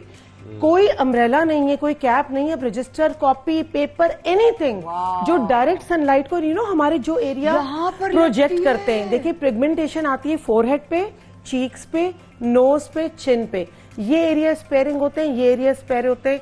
ये जहां डायरेक्ट सनलाइट हिट करती है वो एरिया डार्क होते हैं। और जब एक बार डैमेज हो जाता है, घड़ी हम पहनते हैं और ये निशान अगर आपका जो पड़ गया है, अगर इतना डैमेज होता है बुरा कि अगर आप 5 साल भी घर के अंदर बैठे इंडोर्स सनलाइट में एक्सपोज ना हो, वो कलर नॉर्मल नहीं होता। तो यहाँ पे जरा क्योंकि आजकल धूप ऐसी है, आप थोड़ा सा भी बाहर निकलें और ये एक्सपोज हो आपका, तो यहाँ बकायदा पूरा निशान बन जाता है। अच्छा, साथ में आपसे मेरा ये भी सवाल है कि हम देखते हैं कि लड़कों की स्किन जरा रफ होती है, मैं लड़कों के बारे में भी जानना चाहता हूँ कि उनको क्या करना चाहिए अगर वो बाहर निकलने, क्योंकि एक तो एक्सपोजर आपका हो ही रहा है धूप में, और एहतियात जो हो सकती है, पॉसिबिलिटी आपने बताया कि एक तो फिजिकल है कि आप फिजिकली अम्ब्रेला का इस्तेमाल कर लें, सन ब्लॉक का इस्तेमाल कर लें। सन ब्लॉक के बारे में बहुत से लोग ये कहते हैं या एक तासुर पाया जाता है कि ये भी स्किन के लिए बहुत अच्छा नहीं साबित होता, क्या ऐसा है?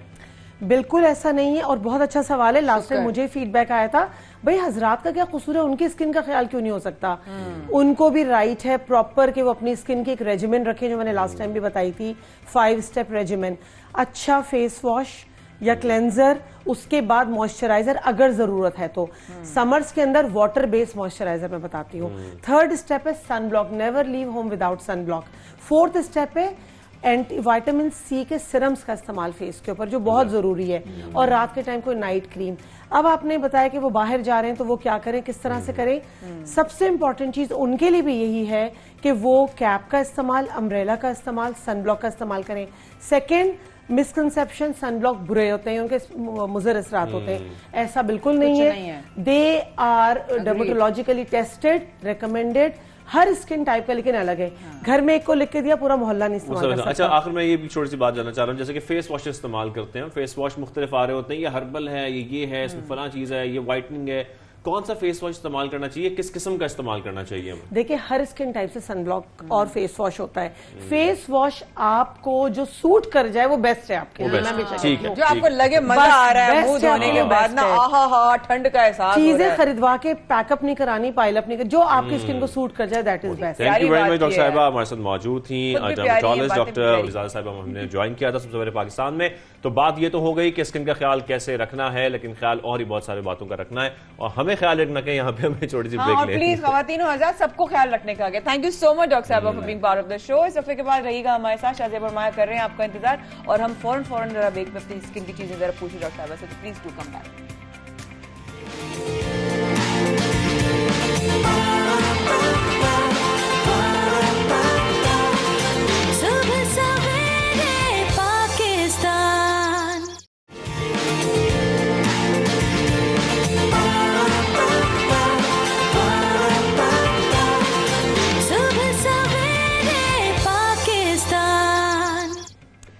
आज जुमे का दिन है ऑब्वियसली, और इस हफ्ते का लास्ट प्रोग्राम भी है, और रमज़ान से पहले का जो है वो आखिरी जुमा भी है। लेकिन एक दिन और भी है जो आज मनाया जा रहा है पूरी दुनिया में, वो है वर्ल्ड ऑटिज्म डे।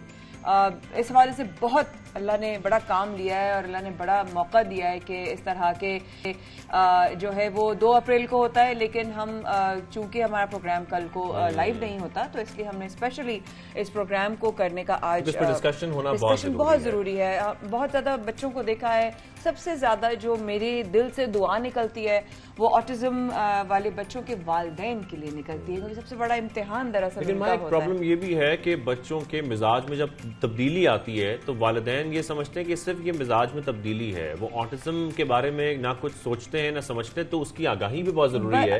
पता होना बहुत जरूरी है कि बेसिकली ऑटिज्म है क्या। बट पूरी दुनिया में जो है अब इस बात का बच्चों की पैदाइश से पहले पता चलना जरूरी हो गया है, और होता भी है। वालिदैन चूज करते हैं, बिकॉज बहुत जगहों पे दे चूज अदरवाइज ऑब्वियसली, लेकिन जब वो चूज करते हैं उनको पता होता है, उनके डॉक्टर्स, उनके क्लिनिकल साइकोलॉजिस्ट, उनके एक्सपर्ट्स उनको गाइड करते हैं कि आपका सबसे पहले जो इलाज होना है ना वो आपकी ट्रीटमेंट क्या होनी है। और इसी हवाले से आज हमारे साथ मौजूद भी हैं डॉक्टर सना। डॉक्टर सना हमें ज्वाइन कर चुके हैं। अस्सलाम वालेकुम, कैसी हैं आप? ठीक ठाक हैं? खैरियत से? डॉक्टर साहब थैंक यू वेरी मच, आपने हमें ज्वाइन किया खासतौर पर ऑटिज्म डे के बारे में बात करने के लिए। लेकिन मेरा पहला सवाल ये है, ऑटिज्म है क्या? लोग सबसे पहले इसके बारे में जानना चाहते हैं, इसके अलामात क्या हैं और ये होता क्या है? बेसिकली ऑटिज्म जो है वो एक न्यूरो डेवलपमेंटल डिसऑर्डर है, ठीक है। न्यूरो डेवलपमेंटल डिसऑर्डर से मुराद ये है कि बच्चे के जो न्यूरॉन्स होते हैं ब्रेन के अंदर, उसके अंदर प्रॉब्लम्स होती हैं। अदर देन दैट उसकी वजह से डेवलपमेंटल इश्यूज होते हैं, ठीक है। 3 मेन डोमेन्स होती हैं जहाँ पे प्रॉब्लम्स आती हैं।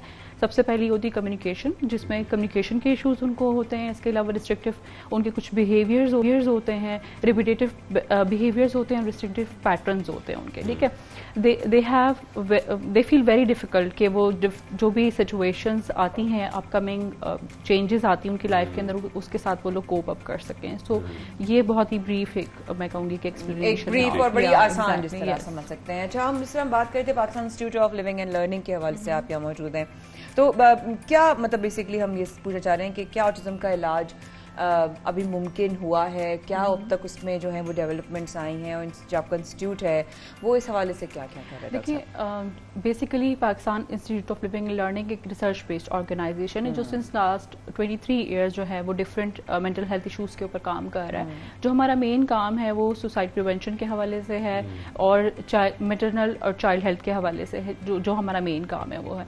अच्छा, जो हम लोग काम कर रहे हैं वो इस पे कर रहे हैं कि जो पेरेंट्स का पर्सपेक्टिव है about you know the issue वो क्या है। जब हम उनके इशूज, उनके पर्सपेक्टिव को समझेंगे तभी हम उनके जो प्रॉब्लम्स हैं उनको डील करने में उनको हेल्प करेंगे। जहां आपने बात की ट्रीटमेंट की, तो as far as ASD autism spectrum disorder is concern, तो ट्रीटमेंट ये क्योरेबल नहीं है, मैनेजेबल है, ठीक है। मैनेजेबल किस तरह से है कि जैसे अभी थोड़ी देर पहले हम डिस्कशन कर रहे थे कि पेरेंट्स को काउंसिल करना इज़ वेरी मच इम्पॉर्टेंट, ठीक है। जो लोग उनको फर्स्ट कांटेक्ट जिन लोगों के साथ होता है उनको काउंसिल करना, उनको आगाही होना बहुत ज़्यादा ज़रूरी है, जो कि बहुत ज़्यादा यहाँ पे अपनी कम्युनिटी के अंदर, पाकिस्तानी सोसाइटी के अंदर हम लैक करते हैं।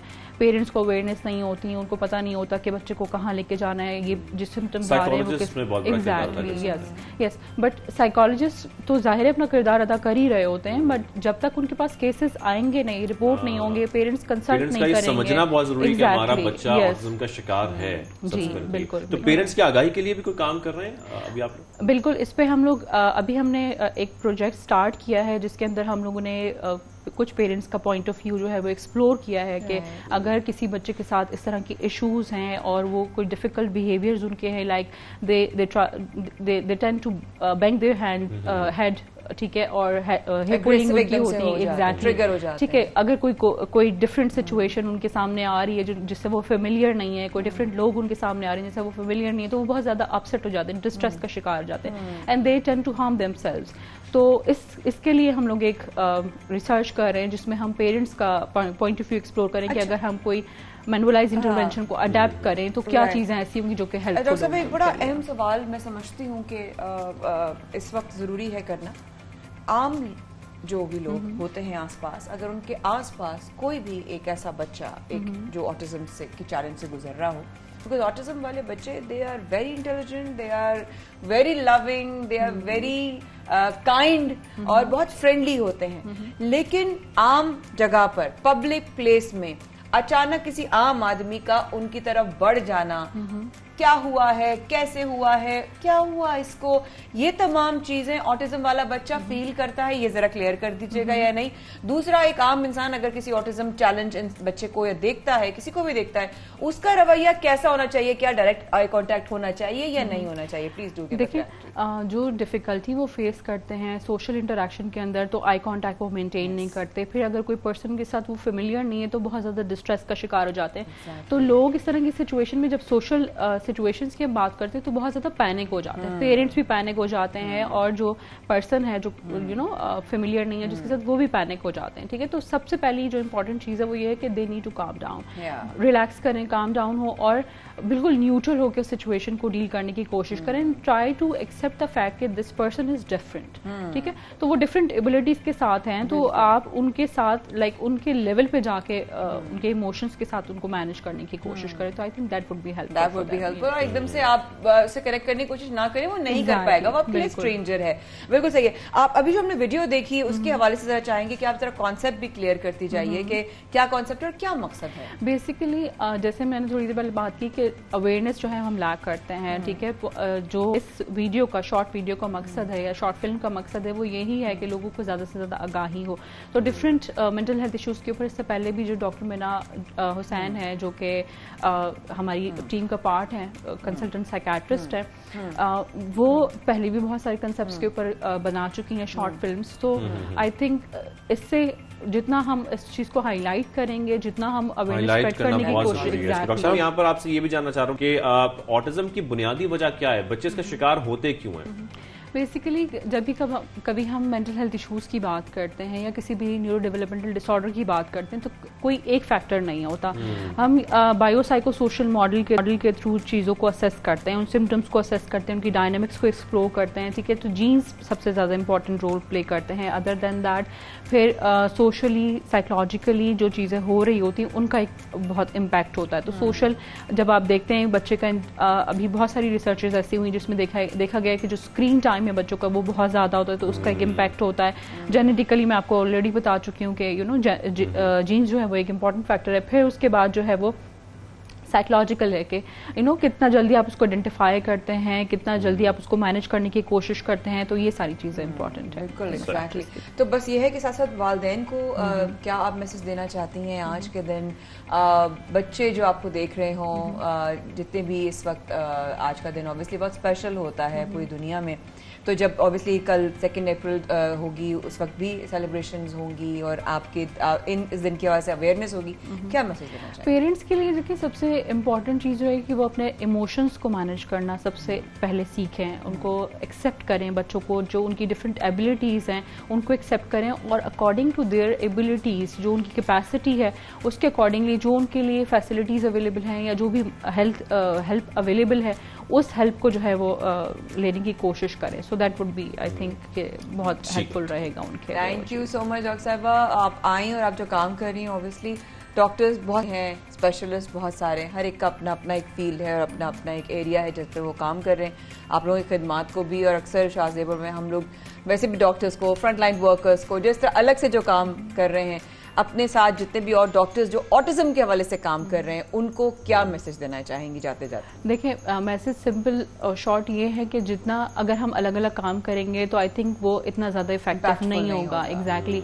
मगर अगर हम साथ मिलकर काम करेंगे, हमारा मकसद एक ही है, मिलकर काम करेंगे, तो इंशाल्लाह इसका बहुत अच्छा इम्पैक्ट होगा। क्योंकि जैसे मैं देखती हूँ कि बहुत सारी ऐसी ऑर्गेनाइजेशन जो कि ऑटिज़म से रिलेटेड काम कर रही हैं, उनसे आगाही के हवाले से काम कर रही हैं, उसकी ट्रेनिंग्स के हवाले से काम कर रही हैं। सो जैसे कहते हैं ना कि कतरा कतरा मिलके जो समंदर बनता है, तो वो काफ़ी जो है ना वो ताकतवर होती है वो चीज़। तो जो एफर्ट्स मिलके की जाती हैं वो ज़्यादा इफेक्टिव होती हैं एज कम्पेयर टू कि हम सॉलिटरी ज़्यादा इम्पैक्टफुल होंगी। Thank you very much doctor साहिबा, आपने हमें ज्वाइन किया सबसे पहले पाकिस्तान में, और ऑटिज्म पर खुसूसी हमने आज गुफ्तगू की कि किस हवाले से, किस तरीके से आगाही फैलाई जा सकती है और इसके लिए क्या जानना वालिदैन के लिए ज़रूरी है, यह आप सब ने जाना।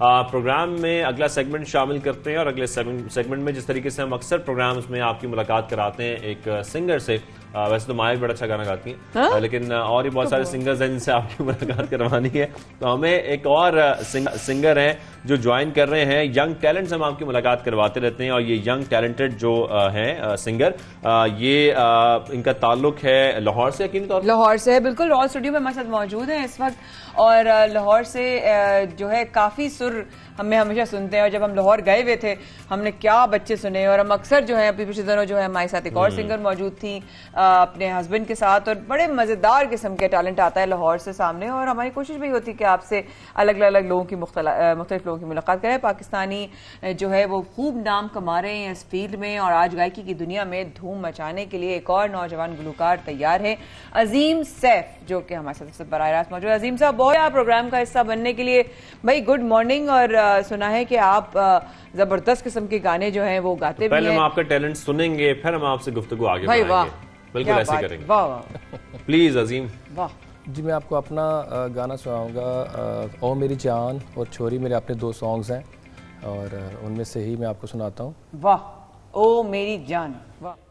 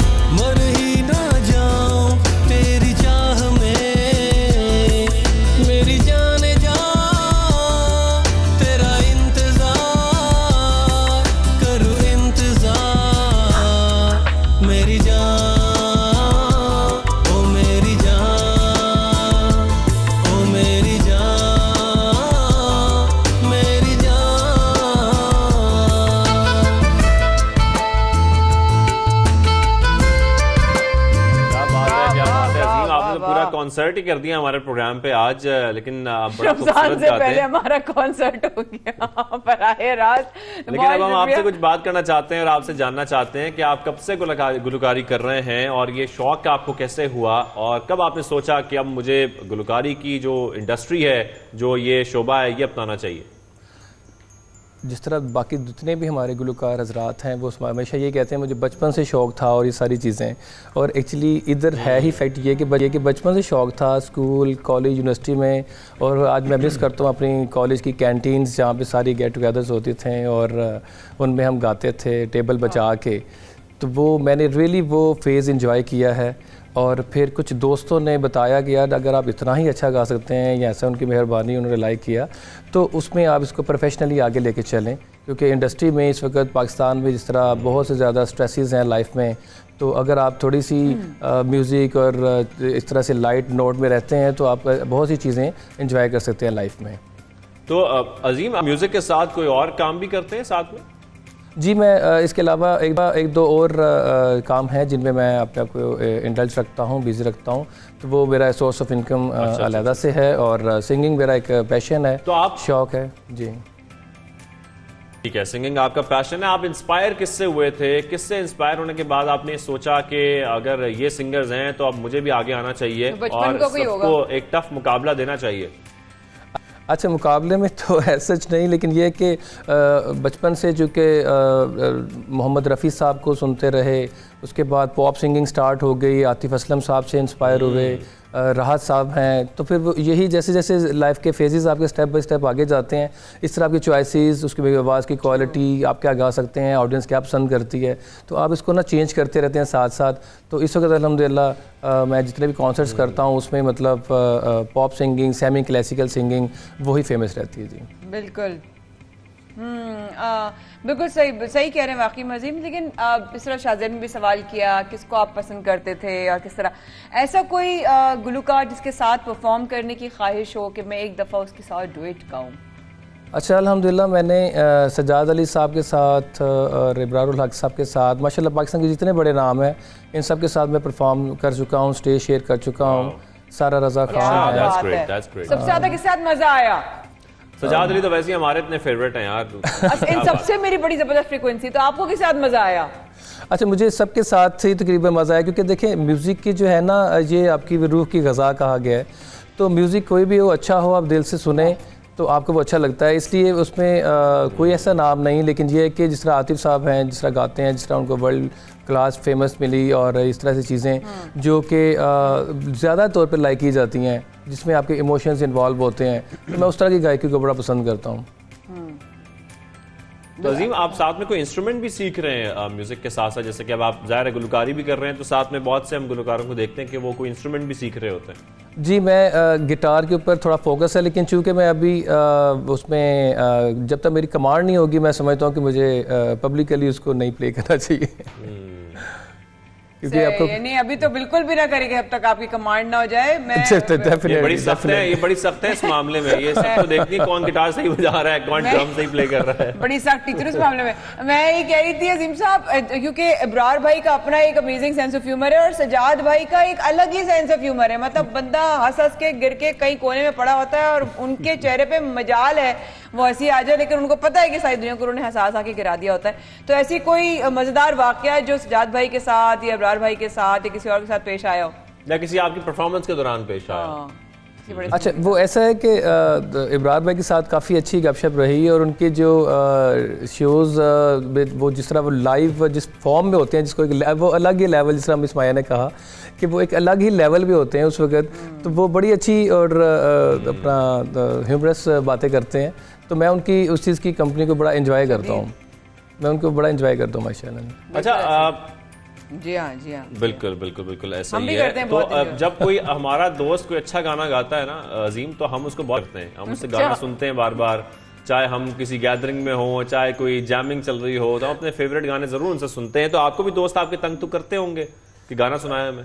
जी अल्हम्दुलिल्लाह, इसमें बड़ा अच्छा लगता है कि जब कोई आपको कहे, क्योंकि आज के दौर में कोई किसी से कहे कि आप अपना गाना सुनाए तो बड़ी बात है क्योंकि सोशल मीडिया आपको पता है इतना एक्टिव है और इतना टैलेंट उभर के पाकिस्तान से बाहर आ रहा है और हर घर में, हर दूसरे घर में आपको ये सिंगिंग के, ये टिकटॉक्स, ये सारी चीज़ें आपको निकलती हैं, तो वो बहुत ज़्यादा कंपटीशन है, फॉलोअरशिप पे आपका कंपटीशन है, यूट्यूब पे कंपटीशन है, तो इस चीज़ को मद्देनजर रखते हुए आपको जब कोई कहता है कि सुना है, मैं तो आसिम अज़हर की बड़ी फैन, अच्छा गाते हैं वो भी माशाल्लाह, Asim Azhar such a beautiful voice. But thank you Azeem, आप प्रोग्राम का हिस्सा बने, बड़ी अच्छी आपने बातें भी की और अपना सफर भी हमसे शेयर किया और बड़े लेजेंड के साथ आपने परफॉर्म भी किया है। हमारी तरफ से बहुत सारी दुआएं and all the very best. Ramzan की पेश जो है वो मुबारकबाद आपको करते हैं। अपना ख्याल रखिएगा बहुत ज्यादा। और ख़वातीन और हज़रात, सबसे पाकिस्तान में शाज़ेब और माए की तरफ से आज के लिए सिर्फ इतना ही, लेकिन ऑब्वियसली जो इजलास है वो सन्ने तक के लिए मुलतवी हो चुका है। कल बेस्ट ऑफ जरूर होगा, सियासी सरगर्मियाँ चलेंगी, लेकिन हम दोनों की तरफ से, शाज़ेब आप भी कुछ कहना चाहते हो कहे, लेकिन हम दोनों की तरफ से रमज़ान की बहुत बहुत बहुत हमारे घर वालों को, हमारे अपनों को, आप सबको 92 की तरफ से तमाम पाकिस्तानियों को, उम्मत मुस्लिमा को रमज़ान की और बरकतों की और ढेरों रहमतों की मुबारकबाद एडवांस में। इंशाल्लाह आपकी खिदमत में हाजिर होंगे जब तक रमज़ान मुबारक शुरू हो चुका होगा इंशाल्लाह। अल्लाह हाफ़िज़, अपना ख्याल रखिएगा।